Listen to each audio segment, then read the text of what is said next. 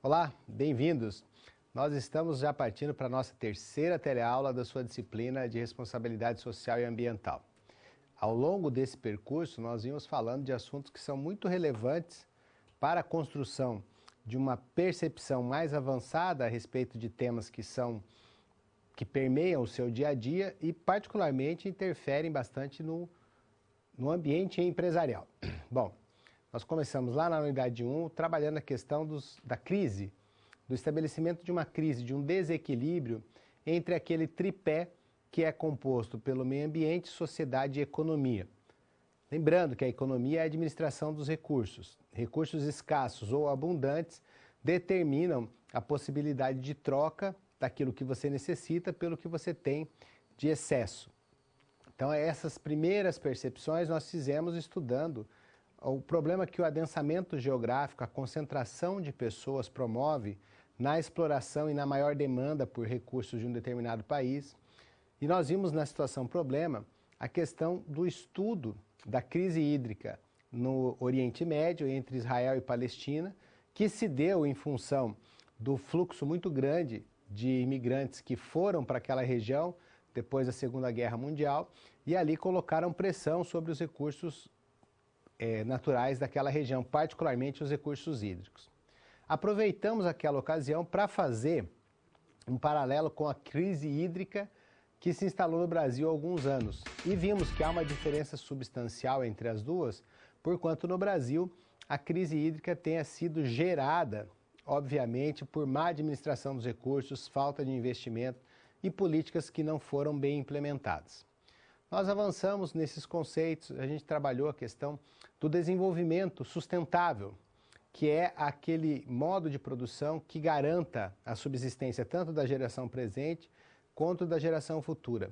E fizemos um paralelo também com uma pequena diferenciação entre desenvolvimento sustentável e sustentabilidade. A ideia do desenvolvimento sustentável está relacionada com o limite. O limite que nós temos nesse modo de produção que é linear, entretanto, nossa capacidade de prover as matérias-primas para esse modo de produção é circular, a gente precisa repor, não é infinito, nós temos um único planeta. E o modo de produção atual faz referência à necessidade de mais de um planeta. Aí nós falamos do conceito de pegada ecológica, que é o quanto de recursos da Terra nós tiramos por ano, e dissemos que a pegada ecológica do mundo, no presente momento, está 23% acima. Significa que o que nós consumimos em um ano, o nosso planeta leva um ano e mais de 2 meses para repor. Então veja que nós estamos nos encontrando num dilema. O dilema do nosso modo de produção, o modo como nós vivemos, com a nossa capacidade do nosso planeta de repor esses recursos, de prover os recursos necessários. Você sabe que o processo de produção envolve a entrada de matérias-primas, as transformações e os produtos e as comodidades em que nós vivemos. Nas aulas anteriores, nós trabalhamos exatamente este conceito. Chegamos a um momento em que vivemos numa sociedade de consumo, em que existe uma gama de produtos e de soluções para as nossas necessidades muito ampla e muito acima do que as nossas necessidades básicas. Então, a produção em massa, que começou lá a partir da Revolução Industrial, os meios de produção que passaram dos artesãos para os capitalistas, para os donos de empresas, a própria forma de colocação, a distribuição desses produtos em massa, que permitiu que muita gente tivesse o acesso, a educação que o marketing, a educação para o consumo que o marketing provocou, fazendo com que as pessoas tivessem mais vontade de consumir aquilo que nem mesmo necessitam. E mais do que isso, nós tivemos ainda a questão de conhecermos ali um momento em que nós passamos da sociedade de consumo para uma sociedade de risco, em que a exploração demasiada dos recursos naturais nos colocou no impasse. Nós estamos sofrendo alguns efeitos desse consumo exagerado de matérias-primas. Nos levou então à modernidade reflexiva, que é aquele paradoxo que nós vivemos. Gostamos das comodidades, mas já começamos a nos preocupar com a escassez de recursos, tanto no presente momento quanto para o futuro. Daí surgiu a emergência de pensarmos na questão da responsabilidade social das empresas, na responsabilidade ambiental das empresas. E nós também já traçamos aqui um caminho, né? Essas reflexões iniciaram de forma mais expressiva a partir de 1972 e nós tivemos no início uma preocupação com um retorno da empresa para o ambiente em que ela estava inserida, para a sociedade em que ela estava inserida. Depois surgiram as preocupações, além de sociais, ambientais. Mais do que isso, num segundo momento, nós precisamos entender que não bastava que apenas nossa empresa estivesse com essas preocupações, mas os parceiros interessados, fornecedores, os canais de distribuição e mesmo os varejistas que colocam o nosso produto à disposição do nosso cliente, deveriam igualmente estar preocupados. E aí criou-se um conceito mais amplo, justamente chamado de responsabilidade social e ambiental ampliada, que deve envolver todos os elementos da cadeia nessas preocupações. Com o avanço de preocupações ainda mais elaboradas, nós chegamos ao conceito de sustentabilidade, já não pensando nesses modos de produção mais corretos, somente para o presente momento, mas fazendo de uma forma que as próximas gerações tenham os mesmos recursos, possam viver com a mesma abundância que nós vivemos nos dias de hoje. E mais do que isso, chegamos a um outro conceito mais recente chamado economia verde, que também tratado nas teleaulas anteriores, em que nós reconhecemos que esta nova condição de preocupação da modernidade reflexiva pode nos levar a bons negócios preocupados com a questão ambiental. A própria questão ambiental, sujeitando-se ao modo de produção vigente, hegemônico, que predomina no mundo capitalista, pode oferecer possibilidades de novos negócios, como, por exemplo, aquele negócio que eu disse para vocês do composto de bactéria, que desentope encanamentos, da madeira feita a partir, da tábua de plástico feita a partir de resíduos plásticos que simulam as mesmas utilidades que uma tábua de madeira tem.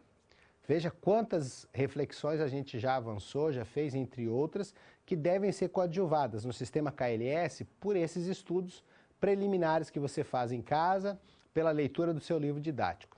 Assim é que nós construímos um conhecimento útil, forte e potente, que nós vimos desde os instantes iniciais da disciplina, batendo nessa tecla. Precisamos fazer tudo isso para que nosso conhecimento seja sólido.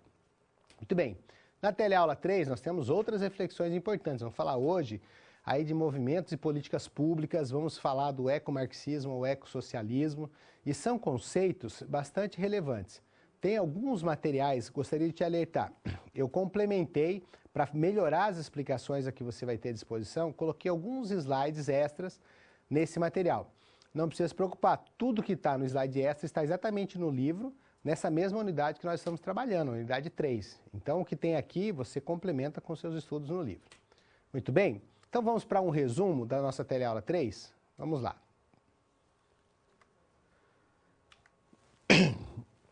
Bom, a gente vai apresentar um cenário das principais ações de políticas públicas ambientais, tanto no Brasil quanto no mundo.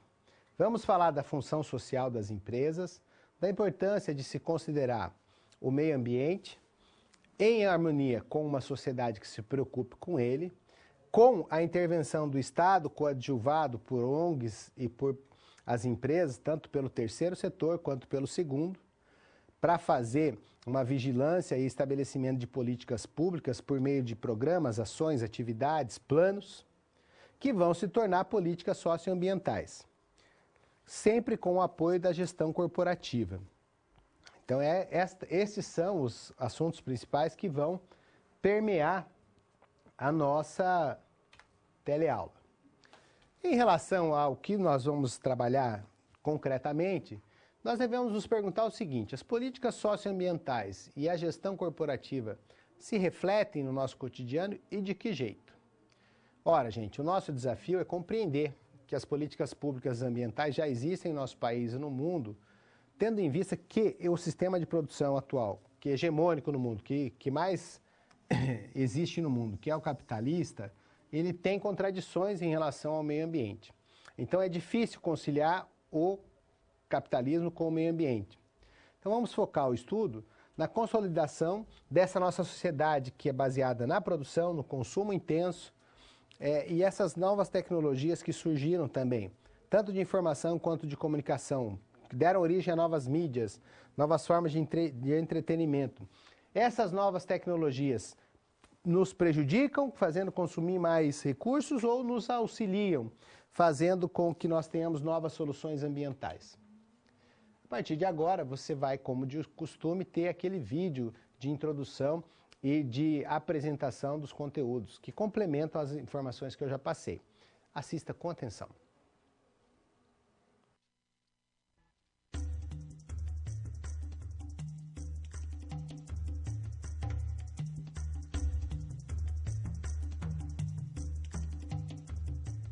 Olá!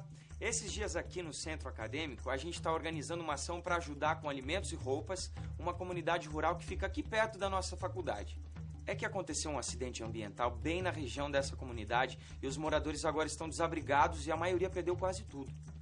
O mais complicado é que esse acidente foi causado por uma das maiores empresas aqui da região, em que muitos moradores inclusive trabalhavam. É só quando acontece uma tragédia dessas que a gente para pensar na quantidade de acidentes e agressões ao meio ambiente causados pela falta de responsabilidade social e ambiental de empresas e também do próprio poder público. Na unidade 3 de responsabilidade social e ambiental, vamos falar justamente sobre esse tema. Nessa unidade, você vai ver como políticas públicas socioambientais e uma gestão corporativa ambiental correta podem evitar acidentes como esses dos quais a nossa comunidade está sendo vítima. Aqui no Centro Acadêmico, a gente está muito atento ao fato de que o cenário mundial está mudando. A cada dia, as empresas que praticam a gestão corporativa têm incluído o meio ambiente e a pessoa humana em suas estratégias empresariais. Por que então muitas empresas ainda insistem em não levar esses dois pontos em conta? O meio ambiente e o ser humano. Talvez esteja na hora de pensarmos em ideologias ambientais que tenham uma visão do todo e não apenas de mercado. Dando a mesma importância para ideias aparentemente opostas, como o capital, o lucro, o meio ambiente e as necessidades humanas, você vai ver que poderemos desenvolver políticas públicas muito mais eficientes do que as praticadas hoje para um desenvolvimento sustentável. Para isso, nessa unidade de estudo, você vai conhecer conceitos como ecomarxismo ou ecossocialismo. Vai ver também que, para verificar o comprometimento das empresas que praticam a gestão corporativa com as gerações futuras do planeta, devem ser levados em conta uma série de indicadores e de índices de sustentabilidade. Uma economia vigorosa, sistemas naturais preservados e uma comunidade com suas necessidades satisfeitas são sinais de uma gestão ambiental de êxito.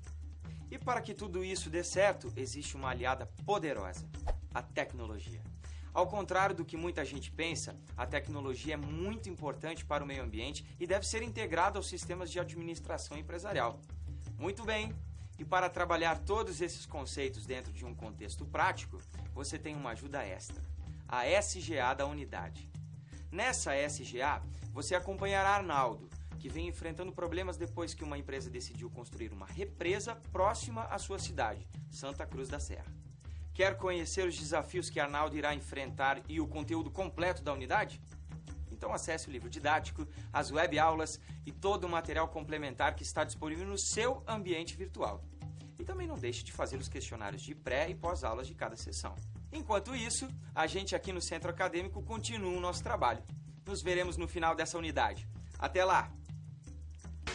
Muito bem, após o vídeo de apresentação, nós vamos partir já imediatamente para um detalhamento maior da situação geradora de aprendizagem que já foi apresentada previamente aí no vídeo, que é a questão do Arnaldo e daquela empresa que vai construir um empreendimento com grande impacto ambiental. Então acompanhe no nosso material.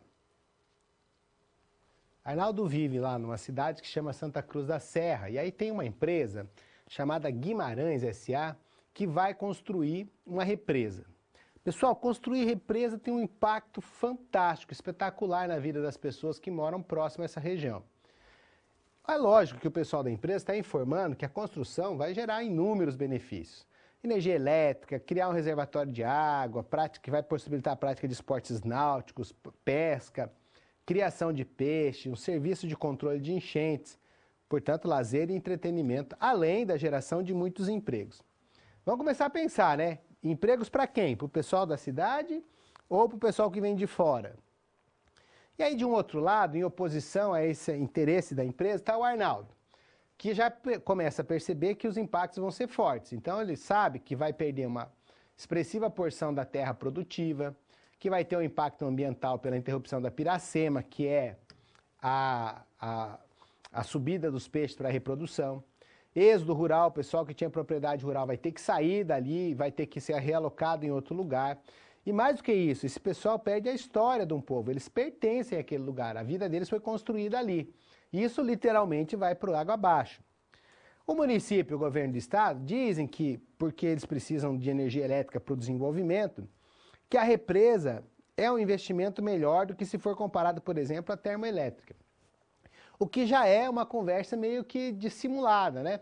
Porque em relação a termoelétricas e hidrelétricas, de fato, a hidrelétrica polui menos. A hidrelétrica, se você cuidar na área que vai ser alagada, de retirar as árvores para evitar o apodrecimento, a poluição da água, ela praticamente não polui, porque a energia é gerada pelo movimento da água que movimenta as turbinas, é energia mecânica. As termoelétricas, por outro lado, vão exigir o consumo de combustíveis de origem de matriz energética fóssil, vão produzir gás carbônico, vão produzir fuligem, então é uma situação já um pouco diferente.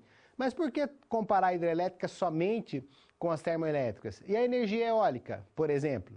Então existem outras formas, né, a energia solar, existem outras formas de energia que deveriam ter sido consideradas e não o foram. Muito bem? Prosseguindo aí então com o nosso material, a gente da situação geradora de aprendizagem já pode passar para a cápsula de apresentação da situação problema 1, o primeiro dos seus 4 desafios na teleaula 3. Vamos a ele. Olá! Você já pensou no dia a dia da carreira que você escolheu seguir? Bom, para ter uma ideia dos desafios da sua área, agora você vai procurar soluções para situações problema. Para prosseguir, primeiro é necessário ter estudado e finalizado a sua pré-aula, já que é nela que você encontra os conceitos e as teorias da disciplina. Feito isso, você vai conhecer a sua primeira SP e vai identificar onde a situação se passa, quais agentes estão envolvidos e quais são os recursos disponíveis. Com essas informações, você vai problematizar o contexto apresentado para então solucionar o desafio. Preparado para começar a SP1? Então boa sorte e até mais!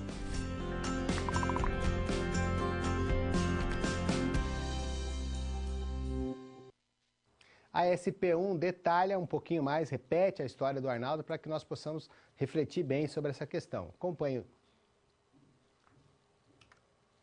Então, lá na cidade de Santa Cruz da Serra, vive um cara chamado Arnaldo, preocupado com o seu ambiente. E a Guimarães é uma empresa bem forte, bem poderosa para construir uma represa que pretende interagir naquele ambiente. Ela aponta os benefícios, o governo do estado já apoiou. A gente sabe que o apoio público é um apoio que pode estar meio eivado, meio perturbado aí por interesses escusos, não é? E justificam que a energia elétrica barata da hidrelétrica compensa os prejuízos que ela vai gerar e, além disso, ela vai gerar muito emprego. Mas o Arnaldo, com outros moradores e defensores do meio ambiente, lembra que a gente falou das ONGs que compõem o terceiro setor nas unidades anteriores? Então, as organizações não governamentais locais afirmam que isso é muito grave. Nenhum estudo prévio de impacto ambiental foi efetivamente realizado. Olha, se não fizeram nenhum estudo técnico, como é que eles podem falar com propriedade desses benefícios, não é? Como é que eles podem dizer que não vai causar problema se eles não fizeram estudo nenhum? Então, a sociedade civil organizada, representada aí pelo Arnaldo e ONGs, diz que não tem um estudo prévio de impacto ambiental no local para justificar a construção da represa.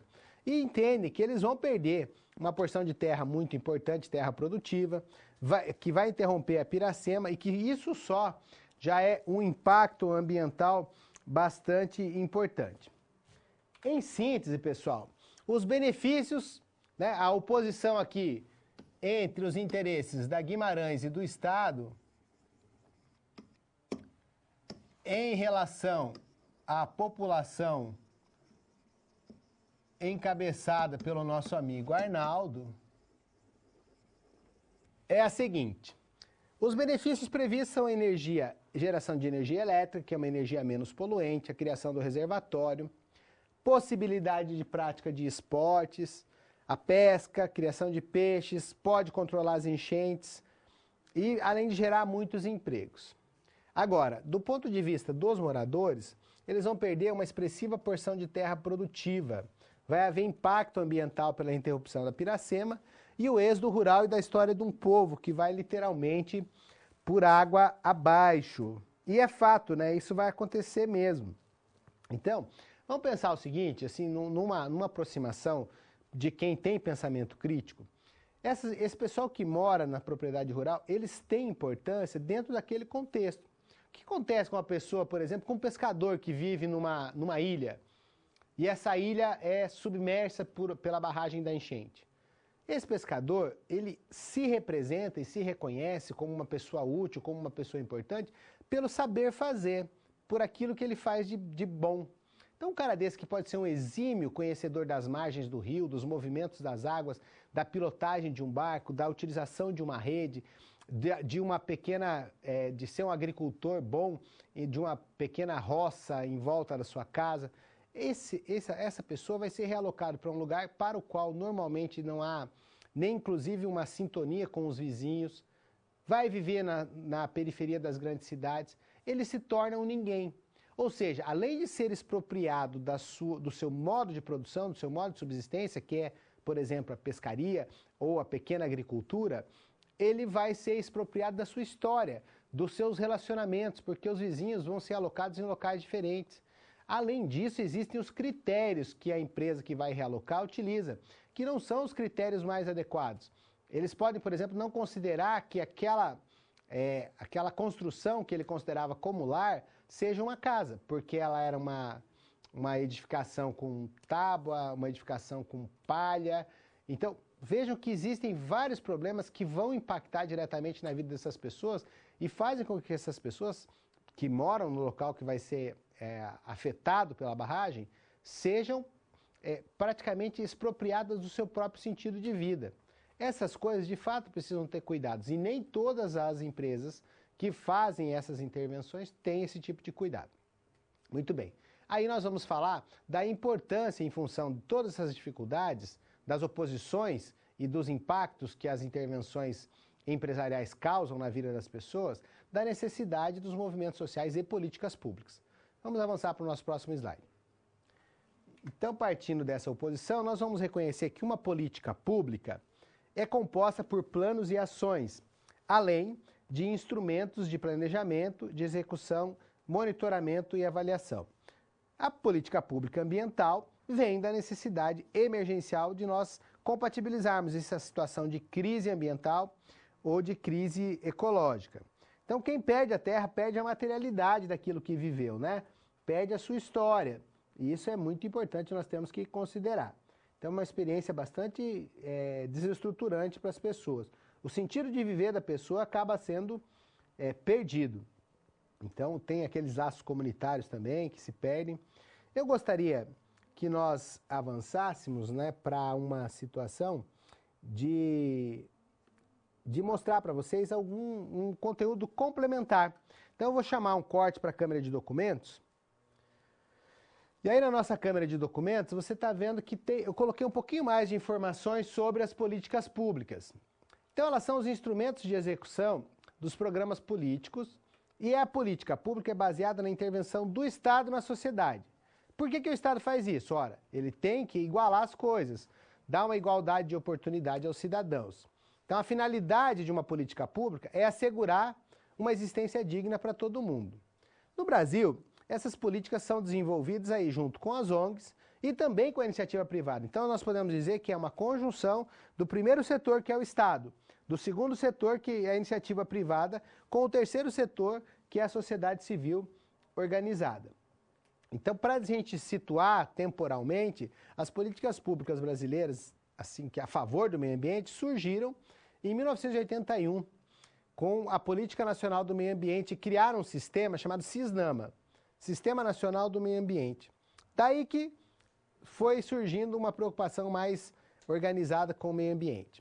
Um dos mais fortes instrumentos de cobrança das políticas públicas é o que nós chamamos de ação civil pública, que é um instrumento bem forte para defender o meio ambiente. Por que ele é forte? Porque ele é o agrupamento de muitas pessoas, então ele é coletivo e ele é utilizado para prevenir danos às gerações futuras. Bom, do SISNAMA nós vamos avançar para um outro órgão que nós chamamos de CONAMA. O CONAMA é o Conselho Nacional do Meio Ambiente e tem uma atuação em favor dessas demandas ambientais que colocam em oposição os interesses das pessoas com os interesses empresariais. É um sistema de vigilância. Então é importante que você saiba detalhes a respeito do CONAMA. Vamos para o nosso material. É um órgão colegiado. Se é colegiado, ele é representado, né? Ele é composto por mais de um setor. Então os setores que o compõem são órgãos municipais, estaduais e federais, mais a sociedade civil e o setor empresarial. O CONAMA dispõe sobre os estudos de impactos ambientais. Os impactos ambientais, o estudo do impacto ambiental é representado por um instrumento chamado EIA, e o relatório de impacto ambiental, representado por um instrumento chamado RIMA, são fundamentais, porque são instrumentos que vão fazer a verificação do que acontece com aquela ação empresarial. Então, é muito legal que a gente entenda bem do que se trata essas duas coisas. Eu gostaria de dar mais detalhes. Antes de falar do EIA e do RIMA, nós tivemos uma data importante em 2001, que foi a promulgação do Estatuto da Cidade.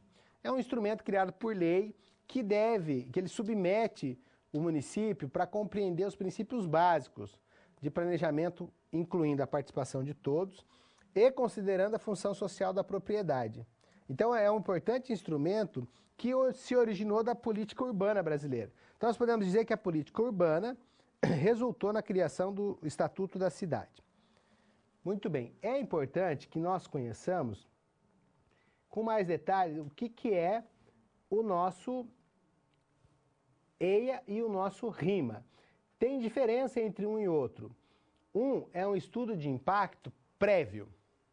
E o outro é um estudo de impacto, já é um relatório de impacto conclusivo. Então vamos pensar o seguinte, EIA é um estudo, é o que nós fazemos antes das coisas acontecerem para prever as possibilidades.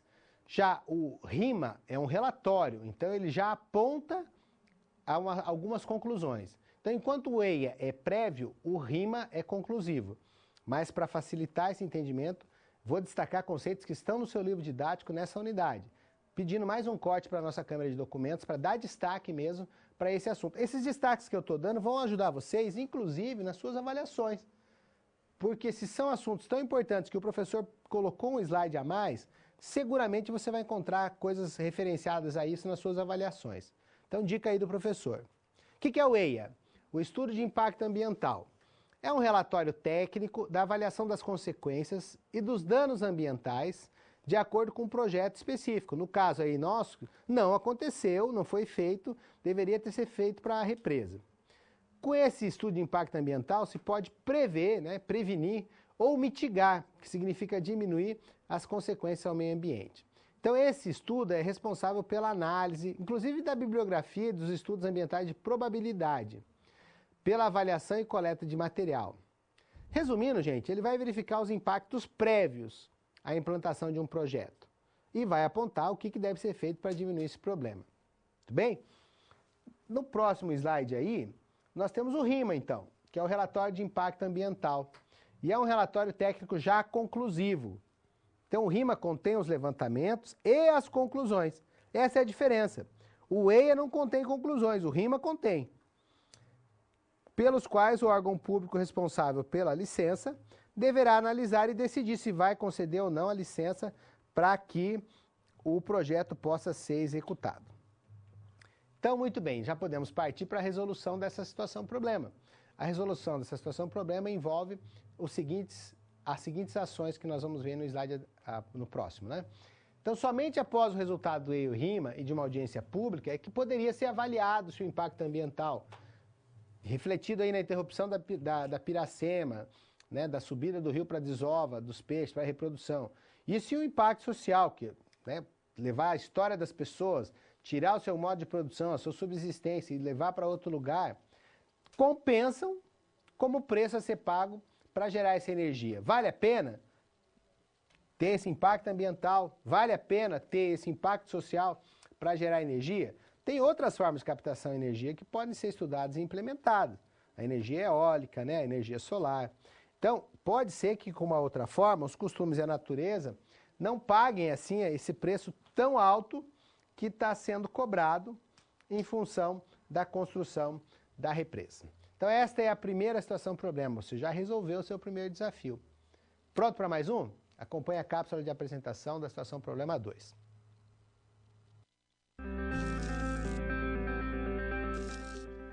E aí, conseguiu encontrar uma solução satisfatória para a SP1? Como você pôde notar, o desafio apresentado tem como base situações comuns da realidade de mercado. Eles são elaborados a partir de informações de empresas, experiência dos professores e acontecimentos do cotidiano.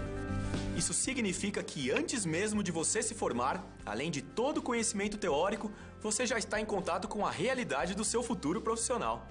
Ah, e caso surja alguma dúvida, acesse o fórum e envie a sua pergunta, ok? Confere agora a SP2.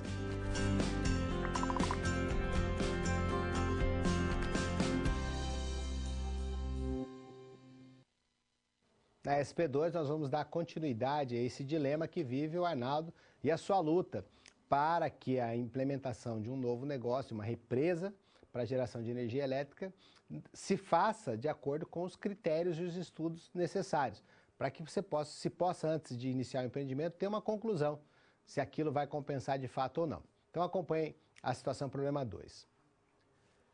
A empresa apontou inúmeros benefícios do projeto, mas apontou esses benefícios sem fazer nenhum estudo prévio dos problemas que isso vai causar.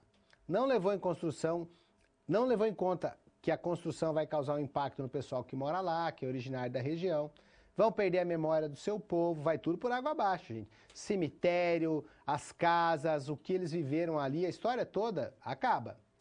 Então o Arnaldo, junto com os outros moradores e com o pessoal que apoia, elaborou uma reivindicação por meio de um requerimento oficial mandado para a Presidência da República. E ali nesse documento eles mostraram o quanto o sistema capitalista está se sobrepondo aos interesses comuns e locais. A gente sabe que o sistema capitalista é um sistema para o qual, e a gente repetidamente vem dando essa dica para vocês, para o qual tanto o meio ambiente quanto as pessoas são insumos para transformação num processo que gere lucro. Esse é o sistema capitalista. Ele tem benefícios? Tem, mas ele tem contradições muito fortes. Essas contradições nos submetem, portanto, àquela modernidade e sociedade reflexiva que já fazem com que os mais esclarecidos, pelo menos, estejam procurando alternativas para diminuir esse impacto e essa crueldade que o capitalismo tem tanto sobre as pessoas quanto sobre o ambiente, né? A gente já viu que há uma divergência entre o capital e o trabalho, entre o lucro que o capitalismo busca e o trabalho para as pessoas. Há uma divergência entre o lucro que o capitalismo busca e as consequências que ele traz para o meio ambiente. Prosseguindo na nossa situação problema 2, acompanhe que nós temos lá que quando eles redigiram o documento, eles reuniram-se numa ONG, uma organização do terceiro setor, conhecida como Viva Piracema. Apesar da resistência de alguns. O Arnaldo, inclusive, não queria se envolver com essa ONG Piracema, porque ele sabe que essa ONG tem uma filosofia e prega ideais do ecomarxismo. Essa palavra tem peso porque no nosso sistema político e nosso sistema de produção, o marxismo, o socialismo sempre foram muito criticados. Então, essa orientação da ONG que está coadjuvando na luta do Arnaldo tem causado preocupação. Então, as questões técnicas, tais como a ausência do estudo prévio de impacto ambiental, do EIA, do estudo do RIMA, do estudo de vizinhança, tudo isso estava na reclamação que eles mandaram para a Presidência da República. E tudo que eles escreveram se baseou na necessidade que deve haver entre o capital e o bem comum. É um equilíbrio muito prejudicado pela percepção capitalista do modo de produção. Então, nessa nossa situação problema 2, nós temos aí que refletir e responder qual é a importância das influências filosóficas nas organizações sociais, o que é essa ideologia ecomarxista da ONG Viva Piracema, o que significa ser ecomarxista e por que existe resistência a essa ideologia, por que as pessoas têm preocupações com essas ideologias. Bom, Muito bem, então vamos descobrir o que é essa ideologia. Vamos definir? O ecomarxismo ou ecossocialismo surgiu aí nos meados da década de 1960 na Europa e também na Austrália. Trata-se de uma ideologia que alia as ideias marxistas com as ideias, né, do socialismo, da ecologia, da política verde e da alterglobalização. Bom, eu sei que você sabe o que é a globalização, né? A globalização é essa ausência de fronteiras que nós nos tornamos condôminos de uma morada global por conta da tecnologia que nos permite acessar o conhecimento e saber o que acontece no mundo todo em tempo real. Alterglobalização são as alternativas para a gente reduzir os problemas que isso nos trouxeram, que essa globalização nos trouxe. A globalização trouxe, além de benefícios, muitas perturbações. E alguns sistemas de pensamento e filosóficos já procuram alternativas para a globalização. Muito bem, então a gente falou do ecomarxismo, essa corrente que surgiu em meados da década de 60, que alia alternativas para a globalização, à ecologia, ao pensamento que contradiga o modo de produção capitalista que bota muita pressão sobre o meio ambiente. Então, se nós falamos de ecomarxismo e de ecossocialismo também, a gente precisa entender, mesmo que rudimentarmente, o que é o marxismo e o que é o socialismo. E aí eu também peguei dentro do seu livro didático uma síntese desses conceitos e coloquei num slide extra para que você possa ter uma maior familiaridade e mais facilidade na resolução das suas avaliações. Então, vou pedir um corte para a nossa câmera de documentos. Aí, vamos para a nossa câmera de documentos. Isso, olha aí. O marxismo. O que é o marxismo, gente? O marxismo é um método de análise da sociedade e da economia que se preocupa com as relações de classes, das classes sociais e dos conflitos, como meio de interpretação dos problemas que o capitalismo traz, que o desenvolvimento traz. Então, a transformação social para o marxismo só acontece se as classes lutarem entre si e provocarem mudanças econômicas. Então, o marxismo engloba uma teoria econômica e uma teoria sociológica, um método filosófico, né, num olhar bem revolucionário. Não prega a luta de classe, então ele é revolucionário para produzir a mudança social. Isso é o marxismo. Já o socialismo tem a ver com o compartilhamento dos modos de produção.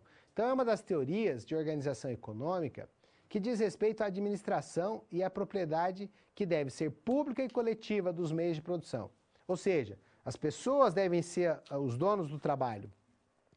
Então, os bens devem ser distribuídos para garantir uma igualdade de oportunidade para as pessoas. E esse método de igualdade, de compensação, é uma plataforma política dos partidos de esquerda, porque está muito relacionado, então, ao bem-estar social que nós temos aí. Esse, então, você precisa saber, para compreender, né, o que é o ecomarxismo e o ecossocialismo, o que é justamente o marxismo e o socialismo. Então, segundo esse pensamento marxista, nós só vamos alcançar o desenvolvimento em função de uma luta de classes aí, tá certo? Vamos lá. O próximo slide extra que você tem aí diz respeito à ecologia e geografia humanas. Esses dois conceitos estão relacionados com o ecomarxismo.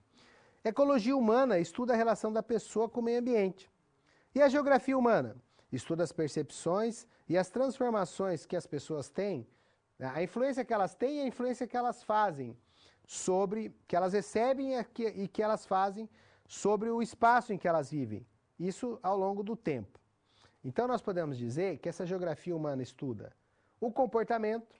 Então, tem como estudo principal o exame do comportamento, que essa geografia também pode se transformar numa geografia crítica, que vai propor um rompimento com a ideia de que a geografia só estuda a distribuição das pessoas, né? O principal foco da geografia crítica é a luta de classes, e a geografia propriamente marxista, que vai estudar os fundamentos filosóficos de Marx, para estudar o espaço que as pessoas ocupam nos ambientes. Então, é um estudo que busca alterar estruturalmente a base da sociedade que está sendo examinada. aí está então a teoria disso que foi falado. Olha, geografia do comportamento. Ela tem o objetivo de examinar o comportamento humano por várias áreas de conhecimento. A geografia crítica. Guardem a geografia crítica, é a mais importante dessas três. Propõe um rompimento com a neutralidade científica e torna a geografia uma ciência que vai fazer uma crítica à distribuição da sociedade por conta do modo capitalista. Ou seja, como é que essa sociedade capitalista faz com que as pessoas ocupem os espaços, como é que elas ocupam e se apropriam da natureza. Então, a geografia crítica vai fazer exatamente esse pensamento. Voltando para o nosso material, antes de passar para o slide, eu gostaria então de destacar que a ecologia humana e a geografia humana são objetos de estudo, são ciências de estudo que auxiliam esses pensamentos, o pensamento marxista, o pensamento socialista. A geografia crítica, em particular, então ela vai ter uma preocupação maior com o jeito com que as pessoas ocupam e se ocupam do espaço no modo de produção capitalista, destruindo esse espaço, sendo ruins, deletérias, né, sendo nocivas para o espaço. Então a geografia não vai ser neutra, não vai somente apontar, olha, as pessoas estão avançando sobre a mata nativa para a exploração de fronteiras agrícolas ou para a pecuária. Não, ela vai fazer uma crítica sobre isso.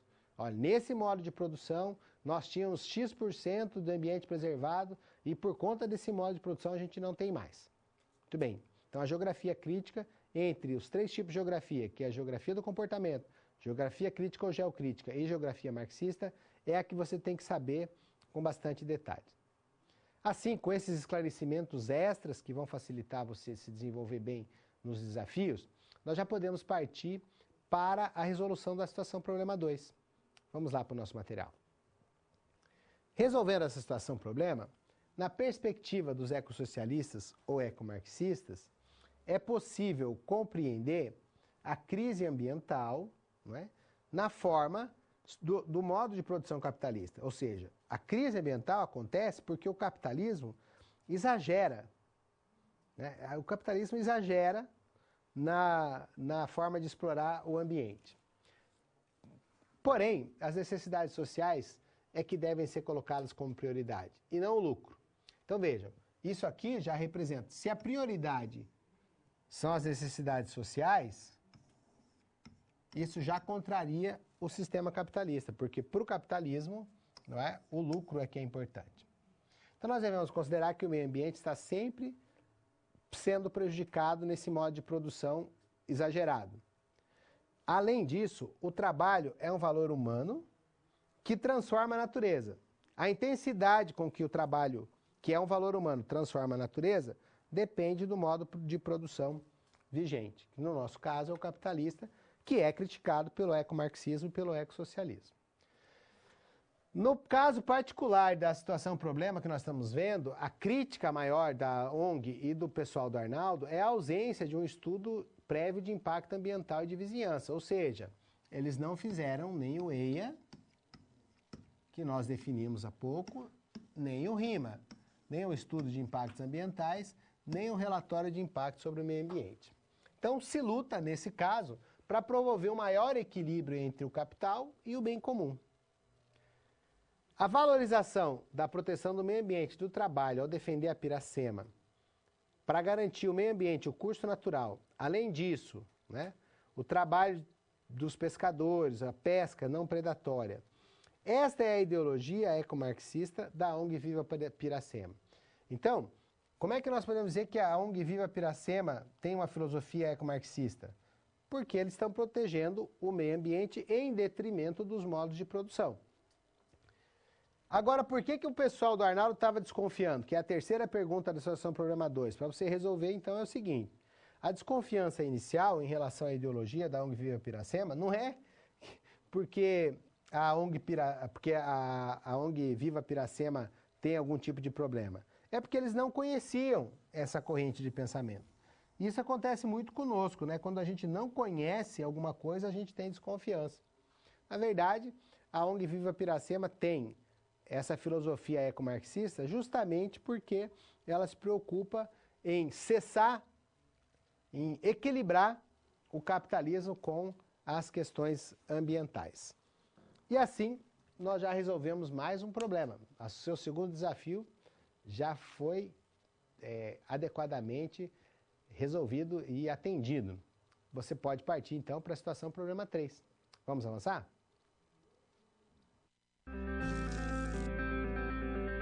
Bom, 2 SPs já foram finalizadas. Como você acha que está se saindo? Lembre-se de que para se dar bem, é importante seguir as etapas, já que elas facilitam os seus estudos. Vamos revê-las? Primeiro é necessário estudar a pré-aula para conhecer a teoria e os conceitos da disciplina. Em seguida, leia a SP com atenção para conhecer e interpretar a situação exposta. Feito isso, você deve levantar hipóteses sobre a situação-problema, considerando os recursos disponíveis. E por fim, você deve aplicar os conceitos estudados com foco em resolver a problematização. Combinado? Então fique agora com a SP3. Até mais!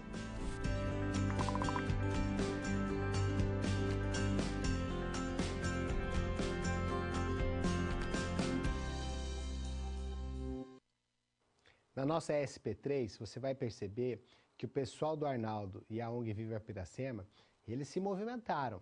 Eles foram querer conhecer a história dessa empresa que está interferindo na vida deles, na história deles, ali naquele ambiente em que eles vivem. Então, eles foram fazer algumas pesquisas a partir de alguns indicadores. Então, veja aí, a gente já vai conseguir, nessa SP3, perceber que é importante que a gente tenha parâmetros de comparação da atuação das empresas. E o que são esses parâmetros? São justamente os indicadores. Vamos para a nossa situação problema 3? A ONG Viva Piracema procedeu ao levantamento de informações da empresa, essa empresa que é a Guimarães S.A., foi investigada, portanto, pela ONG Viva Piracema. A ONG Viva Piracema buscou na Bolsa Mercantil de Futuros Ibovespa, Bolsa de Investimentos de São Paulo, Bolsa de Valores de São Paulo, informações sobre a saúde econômico-financeira e sobre algumas referências da Guimarães. Como a gente já viu nas teleaulas anteriores, o ISE, o Índice de Sustentabilidade Empresarial, é um índice que vai mostrar a rentabilidade de tipos de empresa que têm preocupação ambiental. Durante a investigação, eles descobriram que o jeito de trabalhar da Guimarães é um jeito que não tem nenhum tipo de preocupação e, portanto, com o ambiente. Portanto, não coloca a Guimarães como indicada, como um bom índice no ISE, no Índice de Sustentabilidade Empresarial. Então, as referências econômico-financeiras da Guimarães estão abaladas, porque ela não preenche os requisitos desse índice, ou ela tem atividades contrárias ao meio ambiente. Isso já tem, inclusive, feito que as ações dela estejam caindo, estejam em queda no mercado financeiro, porque justamente já existe uma preocupação dos investidores com investimentos responsáveis na sustentabilidade, né? Socialmente responsáveis. Então, a situação problema 3 nos remete a responder algumas perguntas. Você acredita que a Guimarães preenche requisitos do Índice de Desenvolvimento Sustentável, do ISE? Ou seja, a Guimarães é uma SRI, um investimento que tem responsabilidade social e sustentabilidade? Por conta da condição em que ela se encontra relacionada ao ISE, o Índice de Sustentabilidade Empresarial, ela tem credibilidade? E se esses argumentos são capazes de afastar do projeto de construção da empresa? Então, são perguntas da situação problema, que praticamente se respondem por si só, né? Porque se ela não está preocupada com esse índice, dificilmente vai ser dissuadida do seu empreendimento a partir disso. Muito bem. Eu gostaria de chamar a atenção de vocês, antes de falar dos indicadores de sustentabilidade, de que nós reconheçamos a importância dos indicadores. É importante que você saiba para que serve um indicador. E aí eu montei um infográfico, tive cuidado de preparar uma figura com as principais utilidades de um indicador, para facilitar o seu entendimento.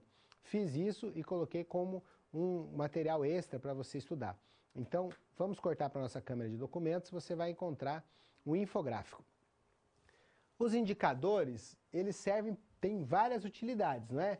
Nós podemos ver aí que um indicador serve para localizar as oportunidades e problemas, serve para estudar o comportamento e as inter-relações, particularmente serve para monitorar alguns processos, garantindo dessa forma a sua eficácia desses processos e a utilização dos recursos.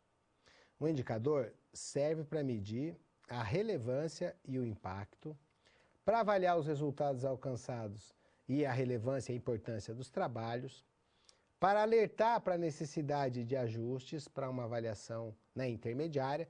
Eu utilizo o indicador para fazer correções de rota. É isso que significa esse círculo aí. Durante o processo, eu utilizo o indicador para corrigir o que eu estou fazendo. E também eu utilizo o indicador para fazer comparações, para comunicar os meus resultados. Bom, lógico que a importância dos indicadores está em informar bem para quem toma a decisão. E aí nós vamos destacar dois tipos principais de indicadores, que são os indicadores de sustentabilidade e os indicadores do IBGE, tá? O Instituto Brasileiro de Geografia e Estatística. São bons indicadores para que nós utilizemos. Os de sustentabilidade da Agenda 21 e os de sustentabilidade do Instituto Brasileiro de Geografia e Estatística. Voltando para o nosso material, vamos para o primeiro tipo deles. A Agenda 21. Ela pode ser definida como um instrumento de planejamento para a construção de sociedades sustentáveis em diferentes bases geográficas, conciliando métodos de proteção ambiental, justiça social e eficiência econômica. Então, é um estudo que gerou um instrumento para ter padrões de referência que levem para as pessoas poderem verificar se elas estão protegendo o ambiente, se elas estão agindo, né, nas suas empresas com justiça social, estão sendo eficientes economicamente. O que significa ser eficiente economicamente? Ser eficiente economicamente significa você utilizar da melhor maneira os recursos. Quando você utiliza e otimiza os recursos, você consome menos. Então, ao invés, por exemplo, de você utilizar milhares de litros de água para produzir uma quantidade de tecidos, você passa por um mecanismo mais limpo, um mecanismo de desenvolvimento mais sustentável e economiza tanto energia quanto a água, o recurso hídrico na produção. Quanto mais eficiente for a utilização do recurso, menor o impacto ambiental. De volta ao nosso material, nós vamos prosseguir então. Falamos dos indicadores da Agenda 21. Vamos falar do IBGE. O IBGE produz um conjunto de informações sobre a realidade brasileira, procurando, com esses índices, colocar parâmetros tanto na questão ambiental, quanto na questão social, quanto na questão econômica e também na questão das organizações da sociedade na forma das suas instituições. Então isso é bastante importante, que a gente perceba como isso acontece. Um índice, como nós já nos referimos duas vezes aqui, em duas teleaulas diferentes, é o ISE, o Índice de Sustentabilidade Empresarial. Vamos voltar aí para o nosso slide para a gente trabalhar esse conceito. Então, o desenvolvimento sustentável, o que é? Aquele que satisfaz as necessidades do presente, mas não compromete também a possibilidade de as gerações futuras satisfazerem as suas próprias necessidades. Então, é um modo de produção que nos permite viver bem agora, mas também garante a possibilidade de viver bem das gerações futuras. E isso tem a ver com uma preocupação com esse desenvolvimento sustentável, levou à criação do Índice de Sustentabilidade Empresarial, que é uma ferramenta para fazer uma análise do desempenho das empresas que estão na lista da Bolsa Mercantil de Futuros e da Bolsa de Valores de São Paulo. Quais são os critérios? Ora, vamos verificar se elas têm sustentabilidade corporativa com fundamento numa eficiência econômica, numa igualdade, numa pegada ambiental adequada. Vamos verificar, lembra do conceito de governança corporativa, que é aquele conceito que considera a participação de todos os interessados nas decisões e que garante para os acionistas que os executivos tomem as decisões mais acertadas, que para que aconteça a governança corporativa exige a transparência, que é a possibilidade de compartilhamento das informações de forma clara e igual, além da promoção da justiça social. Então, são essas coisas que o ISE aponta. Ora, uma empresa bem pontuada no ISE é uma empresa que tem nas suas ferramentas de gestão o instrumento da governança corporativa, tem transparência, tem justiça social, tem eficiência econômica, ou seja, utiliza os recursos da melhor maneira, utiliza os recursos de modo a proteger o meio ambiente. Então são os conceitos mais relevantes que nós encontramos aí. Mas a gente já falou do índice de sustentabilidade empresarial, a gente já falou aí da importância, do que ele mede, o que ele indica para as pessoas. Agora é importante também que a gente fale de um outro tipo de indicador bastante organizado por uma instituição bastante conhecida. Você já deve ter ouvido falar do Instituto Ethos. O Instituto Ethos é um instituto de responsabilidade, de promoção da responsabilidade social e ambiental por meio de parâmetros éticos. Até o nome se deriva aí da ética, né? A ética é toda aquela ação voltada para o bem. É diferente da lei, que é uma norma rígida, inflexível. A ética é aquilo que você faz com o desejo de buscar realmente a igualdade e o benefício para todas as pessoas. Mas o Instituto Ethos criou uma série de indicadores, que eu também dou destaque de maneira mais intensa aí, utilizando um slide da nossa Câmara de Documentos. Os indicadores Ethos para negócios sustentáveis e responsáveis foram criados por essa ONG em 1998. E aí os empresários, executivos, quiseram criar uma ferramenta tanto de aprendizagem quanto de avaliação, para incorporar na sua gestão um planejamento mais estratégico, que tenha responsabilidade com as pessoas e com o ambiente. Fazendo o quê? Monitorando umas práticas gerais. E eles criaram uma ferramenta, gente, que é gratuita. Essa ferramenta é gratuita por quê? Porque eles querem apoiar a responsabilidade social e a sustentabilidade por meio dos indicadores que eles criaram, né? Então, os indicadores que a Ethos criou são indicadores que servem para a gente avaliar as mais diferentes dimensões de atuação da empresa, possibilitando, inclusive, que ela coloque o que ela investe no balanço.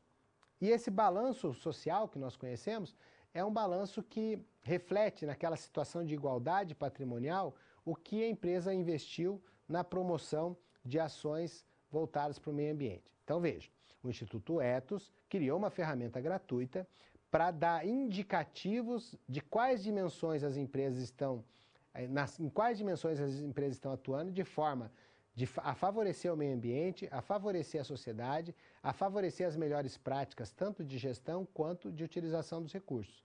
Com base nesses indicadores da Ethos, você pode organizar um balanço social, ou seja, comunicar para a sociedade todo o seu esforço.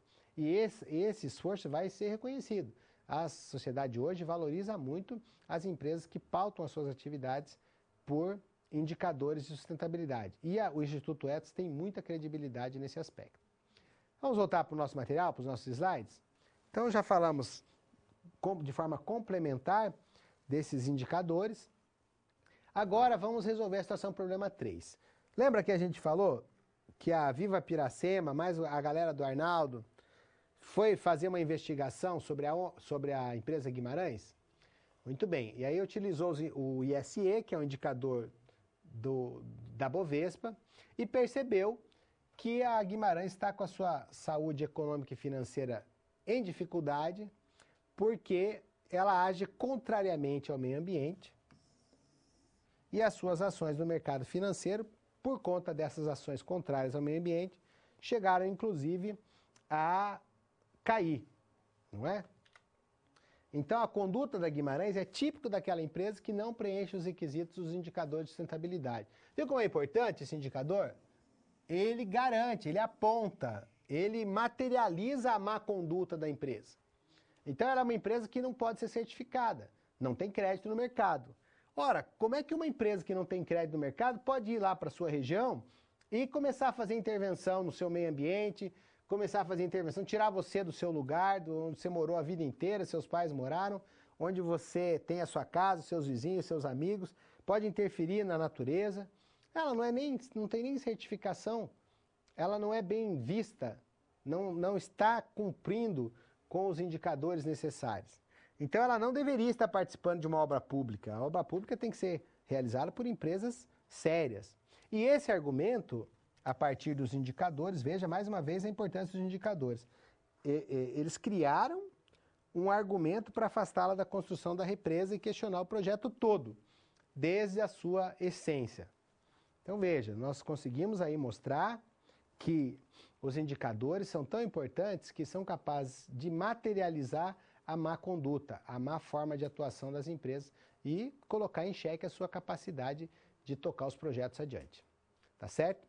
Mais uma situação problema resolvida. Você já está pronto para o seu quarto e último desafio, a situação problema 4. Acompanhe.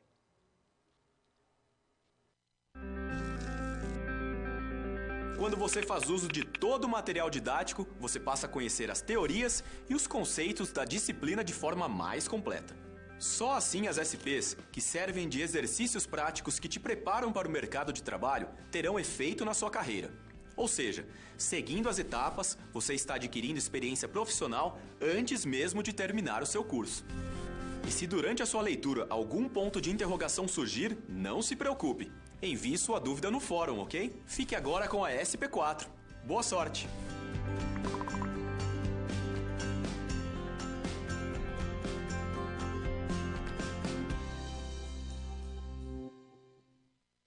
A SP4 reservou para os nossos estudos e reflexões a questão da tecnologia. No vídeo de apresentação da unidade, você já viu que o apresentador falou que a tecnologia pode nos ajudar muito. Entretanto, a tecnologia vem sendo considerada nas décadas e anos passados como grande vilã. E eu vou explicar por quê. A tecnologia permite que recursos que antes não eram explorados passassem a ser. E o exemplo mais claro que eu posso te dar é, por exemplo, a exploração de petróleo em águas profundas. Quando essa matriz energética, que é muito prejudicial para o planeta por conta do efeito estufa, por conta da poluição que ela causa, já vinha se esgotando, novas tecnologias de perfuração nos permitiram acesso a novas jazidas de petróleo. Então vejam, a tecnologia permitiu que a exploração de um determinado tipo de recurso atingisse um novo patamar, que ela fosse ampliada e se tornasse mais intensa.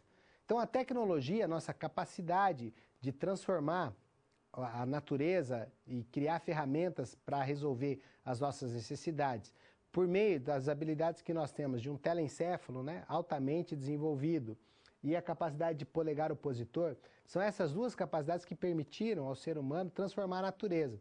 Só que nós chegamos com a tecnologia a uma capacidade de transformação tão intensa que nós colocamos pressão demais sobre a natureza e ela não tem capacidade de nos dar, de aguentar o tipo de consumo que nós estamos fazendo.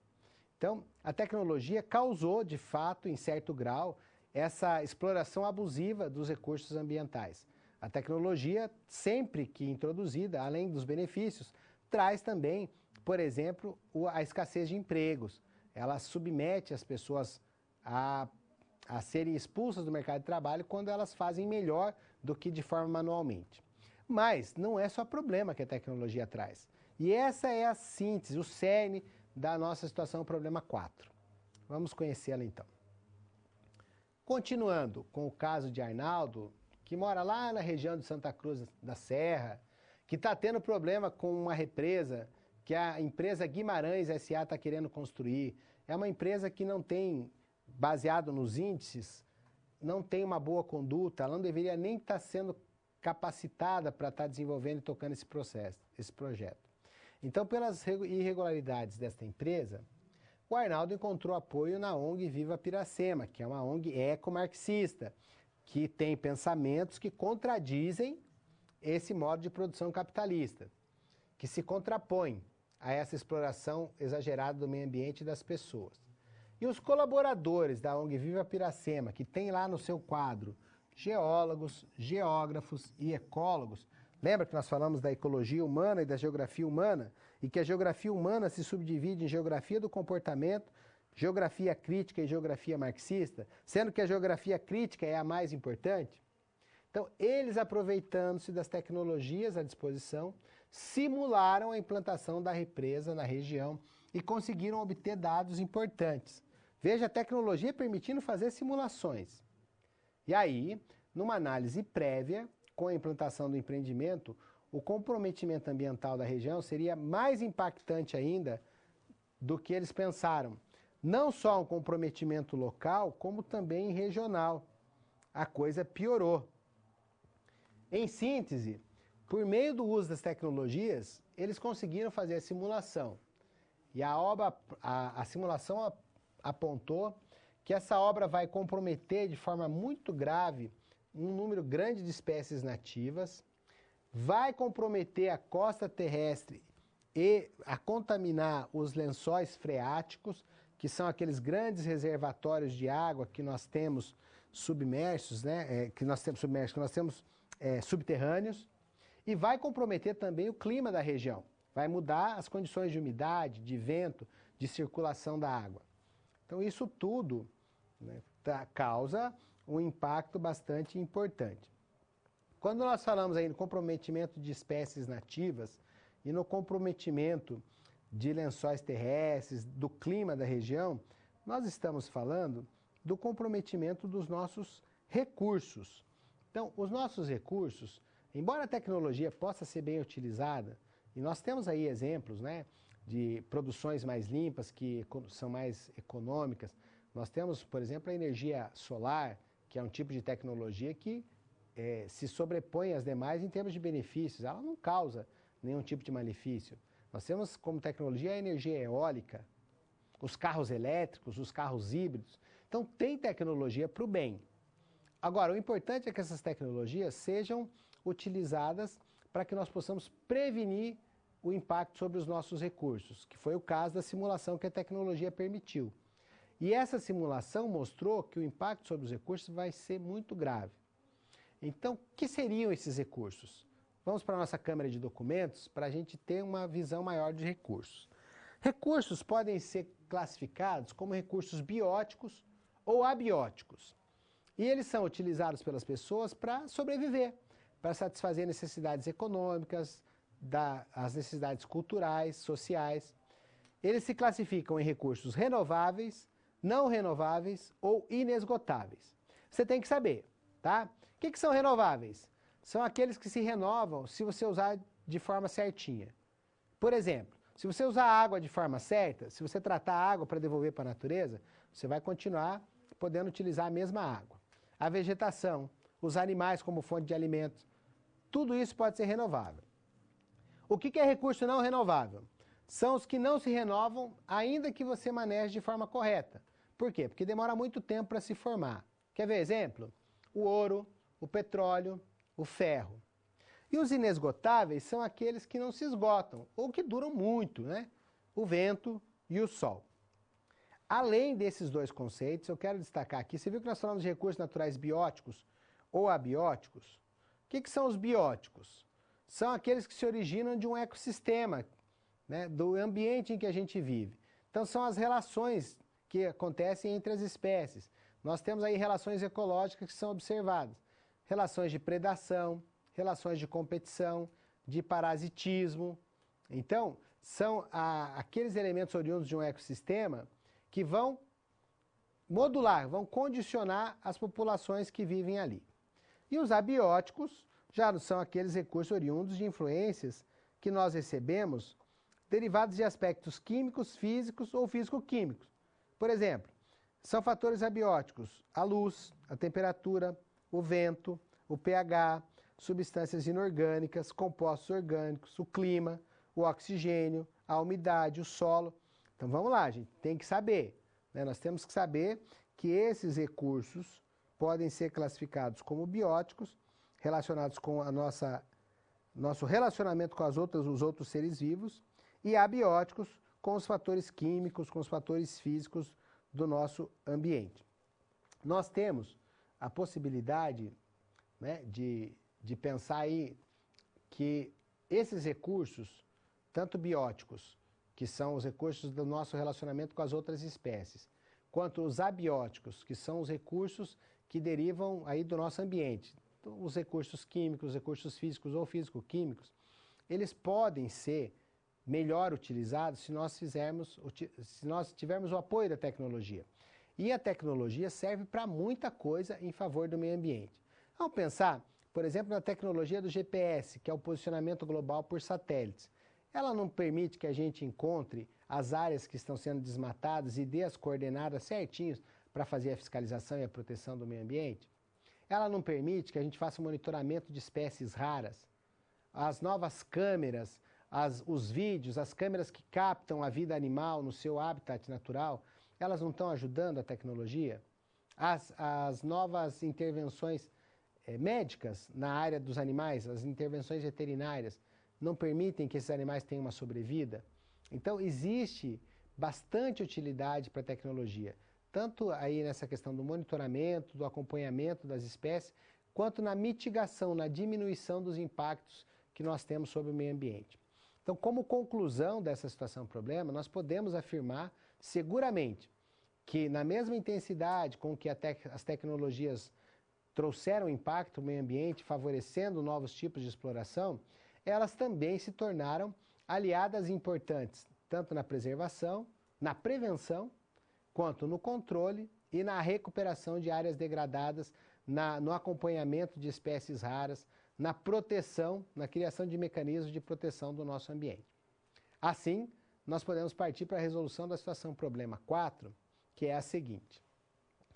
Numa análise prévia, portanto, eles tiveram dados muito alarmantes sobre o prejuízo ambiental.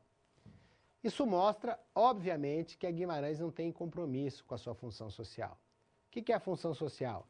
É utilizar a tecnologia, a empresa tem que ser benefício para as pessoas e não problema. Então, a função social estaria no fato dela se utilizar dos recursos tecnológicos em favor da construção da represa, mas de uma forma que não prejudicasse nem as pessoas, nem o meio ambiente. Para esse fim, essa empresa deve garantir para todos a segurança ambiental e deve fazer isso de maneira pública. Mesmo que a energia seja muito importante, a segurança ambiental é mais importante ainda. Existe alternativa para a geração de energia, mas será que existe alternativa para a vida das pessoas, para o meio ambiente? Então, hoje, nós podemos afirmar que a tecnologia e o avanço dela representam uma boa forma de compatibilizar o meio ambiente com o desenvolvimento. É uma aliança mesmo. Por quê? Porque ela permite diagnóstico, permite monitoramento, Então, os argumentos da Guimarães S.A., desde o início, e a investigação feita pela ONG Viva Piracema, ajudando o Arnaldo, verificou que essa empresa não se utilizou da tecnologia para gerir o empreendimento em favor do meio ambiente. Então, ela teve uma conduta totalmente antiética e não cumpriu com a sua função social. O que é a função social da empresa? Gerar benefício para as pessoas. Então, a função social da Guimarães, por não ter utilizado a tecnologia para minimizar os impactos, ela não aconteceu, Então, não existiu essa função social.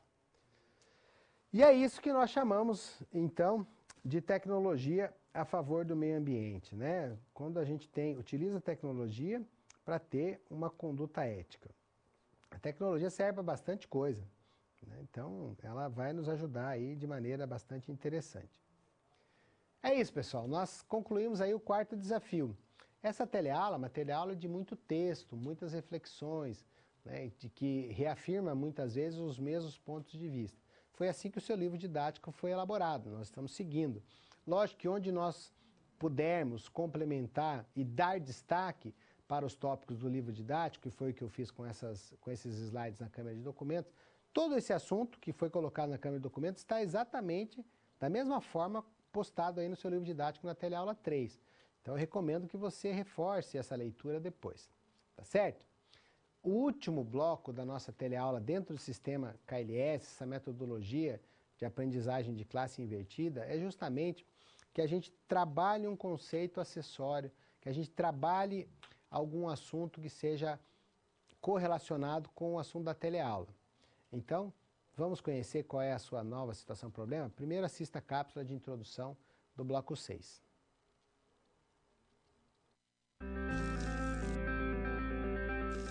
Bom, chegamos ao final da nossa aula. E depois de concluir todas as SPs, é hora de você refletir sobre tudo o que aprendeu com os desafios. Vamos lá? Primeiro, ficou claro que o conhecimento vem ao fazer uso do material didático disponível no ambiente virtual do aluno. Isso inclui fazer a pré-aula, assistir aos vídeos, ler os textos e acessar as web aulas. E depois de compreender os conceitos da disciplina, você aprendeu a aplicar os fundamentos aprendidos em situações similares às da realidade do mercado de trabalho. Tudo isso faz de você um aluno proativo e mais capacitado para exercer a sua profissão, o que te coloca passos à frente na hora de ter sucesso profissional. Mas não acabou. Você ainda tem a sua pós-aula para acessar. Não vai esquecer, hein? Cada parte do processo é essencial para a sua aprendizagem. Respeite todas as etapas, ok? Bons estudos! Tchau!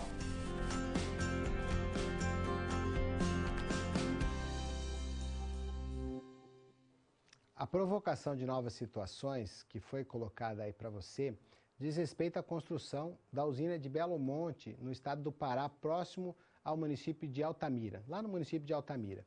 Então, essa usina de Belo Monte é um dos legados, né, dos nossos governos anteriores aí, que causou uma comoção muito grande e muito protesto ambiental por conta dos impactos que foram verificados, estão sendo verificados.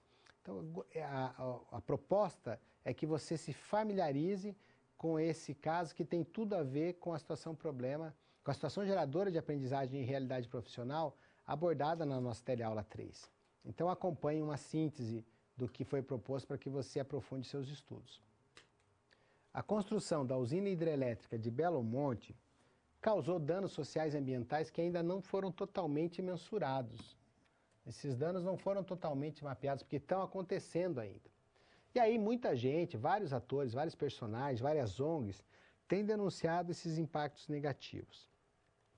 Essa obra foi e ainda é cercada de muitas polêmicas, né? É uma obra que é muito controversa. Então, os professores da disciplina prepararam, aqui colocaram para você um link. Eu recomendo que vocês assistam leiam essa reportagem. Na verdade não é um vídeo, é uma reportagem. É muito legal.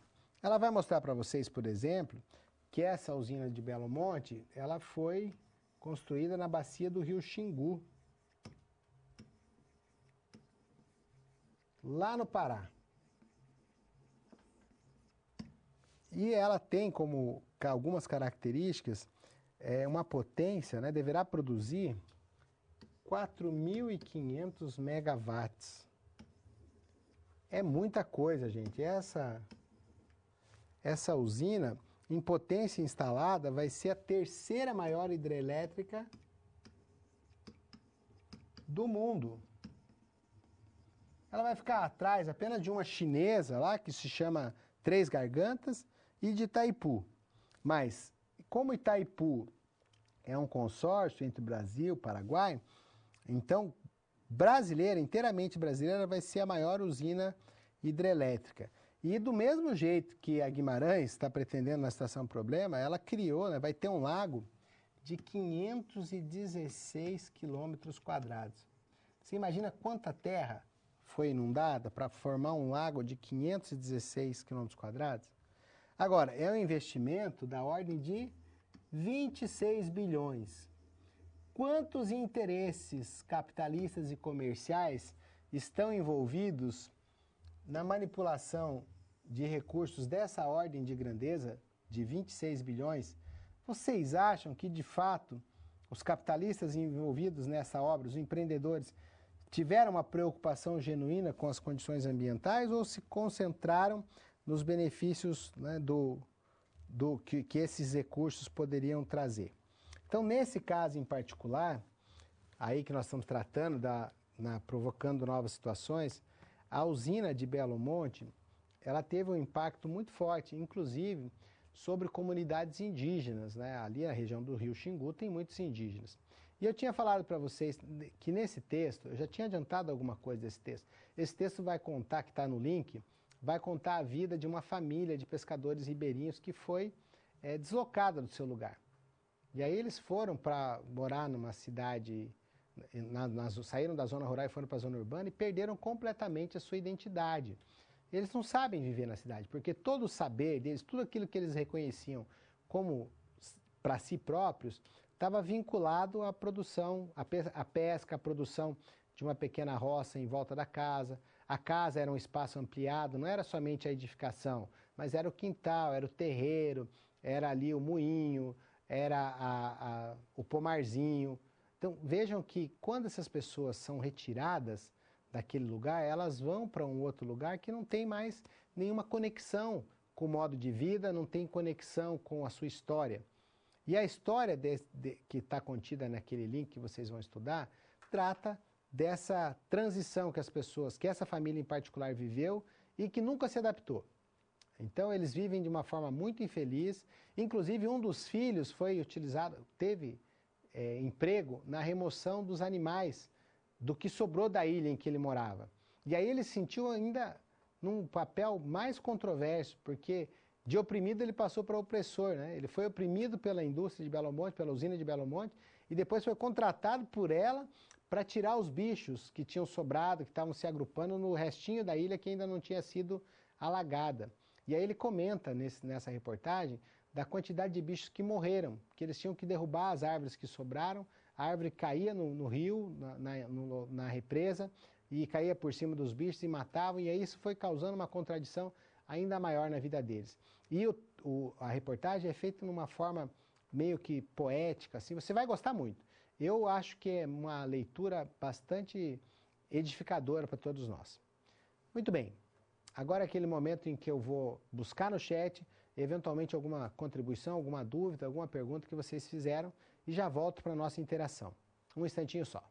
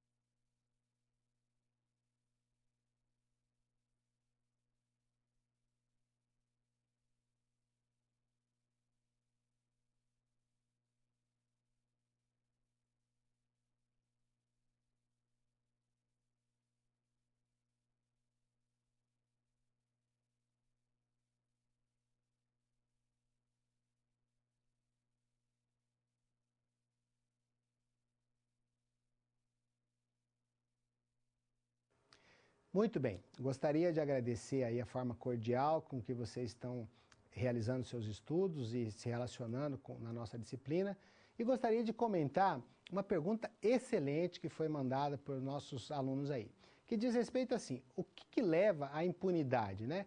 É o sistema jurídico brasileiro ou é o conformismo das pessoas? As pessoas estão conformadas e não fazem, não se movimentam para mudar essa realidade. Olha, eu diria que são as duas coisas. Nós temos um sistema jurídico muito emperrado, que dá margem a muitas postergações, recursos sobre recursos, diversas instâncias e que dependem muito do poder econômico daqueles que estão contratando os advogados e acionando esses mecanismos jurídicos protelatórios, né, que vão atrasando as coisas, que vão procurando alternativas. Então, o nosso sistema jurídico é péssimo. Péssima também é a nossa atitude. Veja a quantidade de absurdos políticos que estão acontecendo aí, a quantidade de decisões jurídicas que são meramente decisões para beneficiar um ou outro poderoso. E é isso que acontece, isso vai levando à impunidade. Os agressores ambientais e os responsáveis por esses acidentes, o caso de Mariana, citado pelos alunos, o caso, por exemplo, que mais globalmente falando, os grandes desastres ambientais que já aconteceram, o evento com o Césio 137, aquele evento da radiação que matou diversas pessoas, o que acontece? As pessoas não são punidas, os responsáveis vão sendo capazes de, por meio do poder econômico, acionar bons advogados que encontram brechas na lei. E nós é que elegemos os responsáveis pela construção desse sistema jurídico. E nós continuamos votando nessas pessoas que simplesmente nos traem e colocam lá legislações para beneficiar somente aqueles que os apadrinham. Então, eu penso que o problema está nas duas vias. No sistema jurídico que precisa ser modificado e na nossa falta de proatividade para escolher pessoas capazes de mudar esse sistema jurídico e criar legislação em favor da comunidade e não em favor de pequenos grupos que o sustenham. Tá certo? Gente, muito obrigado. Até a nossa próxima teleaula, que é a quarta, e fique agora com o vídeo de encerramento da teleaula 3.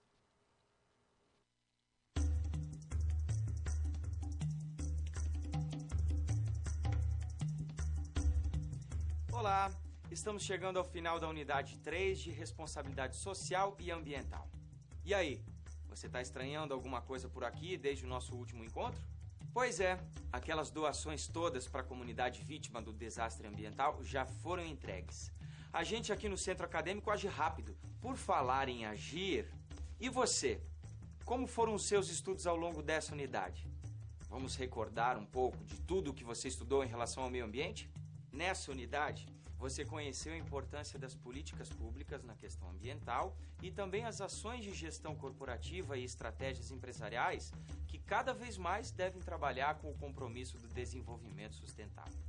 Você conheceu também novas ideologias ambientais praticadas no mundo, em que o foco deixa de ser apenas o lucro e nascem propostas de uma desaceleração de mercado e maior integração do consumidor ao meio ambiente.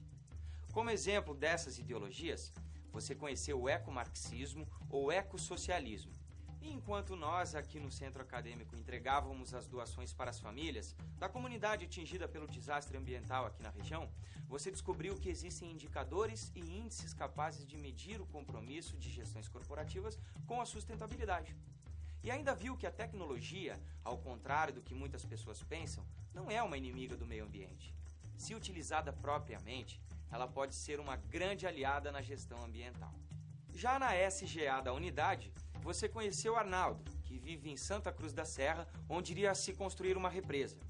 Seu desafio foi conciliar os conceitos de responsabilidade social e ambiental com as práticas adotadas pela empresa responsável pela represa.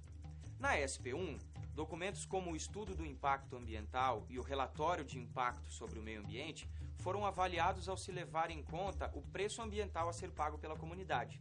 Na SP2, Arnaldo, junto ao povo de Santa Cruz da Serra, relembrou conceitos da visão ecomarxista ou ecossocialista e sua influência no meio ambiente. Na SP3, com a ajuda de dados levantados pela ONG Viva Piracema, Arnaldo viu que a empresa responsável pela represa não gozava de boa saúde financeira nem preenchia requisitos necessários para alcançar índices satisfatórios de sustentabilidade. Por fim, na situação problema 4, com a ajuda da tecnologia de geólogos, geógrafos e ecólogos, Arnaldo e a ONG Viva Piracema conseguiram simular a construção da represa e detectaram dados alarmantes quanto ao prejuízo ambiental que ela causaria à região. Depois de acompanhar o Arnaldo nessa jornada, agora é sua vez de colocar em prática os conhecimentos adquiridos no estudo dessa unidade. Discuta com seus colegas, por exemplo, por que os povos do Xingu são contra a construção da usina hidrelétrica de Belo Monte, no estado do Pará. Essa unidade fica por aqui. Antes de encerrarmos essa unidade, um recado rápido. Não se esqueça de voltar ao seu livro didático se ficou com alguma dúvida. E não deixe de rever os questionários das pré- e pós-aulas de cada sessão. Bons estudos e até um próximo encontro.